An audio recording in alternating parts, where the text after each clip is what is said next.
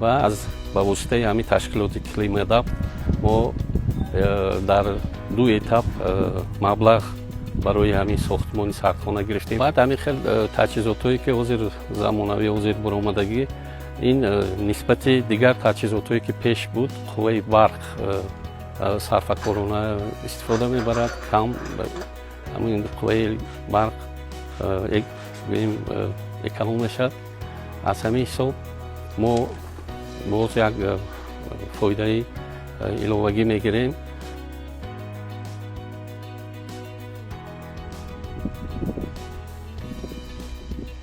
вақте ки сардхона набуд, мардум ина дар хонаҳошон овезон мекарданд ки тез ин албатта худаша гум мекард маҳсулот.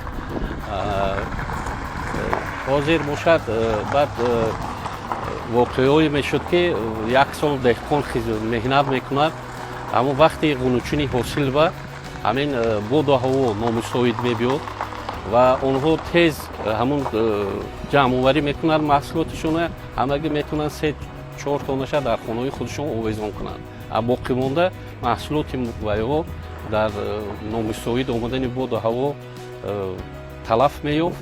бинобар ҳамин сабаб ҳозир нақд шуд ки ман ҳамин сардхонаҳо шуд аллакай медонанд ки ҳамин агар вақте ки харидор нест ҳамун моҳе ки ангури ва ё маҳсулоти ва ё тайёр мешавад ё ки номусоид омадани боду ҳаво дарав ғунучин карда ба ҳамин сардхонаҳо омада бо мо шартнома мебанданд, мо маҳсулоти ва ё ҷобаҷо мекунем. инҳо ҳам аз ҳисоби талаф ёфтани мисол мева, ҳам аз ҳисоби нарх бо деҳқон фоида мебинад.